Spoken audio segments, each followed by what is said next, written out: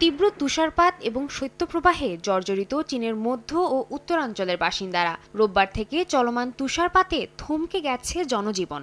বুধবার দেশটির আবহাওয়া দফতর জানায় ধীরে ধীরে বৃদ্ধি পেতে পারে এই অঞ্চলগুলোর তাপমাত্রা। এতে অঞ্চলগুলো থেকে তুলে নেওয়া হয়েছে সতর্কতা সংকেত। তবে মঙ্গোলিয়া এবং হেইলংজিয়ানে তাপমাত্রা আরও কমে যাওয়ার পূর্বাভাস দিয়েছে আবহাওয়া দফতর। এমনকি ভারী তুষারপাতেরও সম্ভাবনা রয়েছে বলে জানানো হয়। এর মধ্যেই এবার চীনের বেশ কিছু প্রদেশে রেকর্ড তুষারপাত হয়েছে। এরই মধ্যে আবহাওয়া অফিসের রেকর্ড ভেঙে বরফ জমেছে 54.5 মিলিমিটার। হেইলংজিয়ান প্রদেশে এখন পর্যন্ত তুষারপাতে 39 মিলিমিটার বরফ জমেছে বলে জানায় কর্তৃপক্ষ। এতে মঙ্গলবার থেকেই বন্ধ করে দেয়া হয়েছে শিক্ষা প্রতিষ্ঠান, নির্মাণ কাজ এবং যোগাযোগ ব্যবস্থা। রাজধানী বেইজিংয়েও দেখা মিলেছে তুষারপাতের, তবে সেখানে প্রাথমিক পর্যায়ে সতর্কতা সংকেত জারি করা হয়।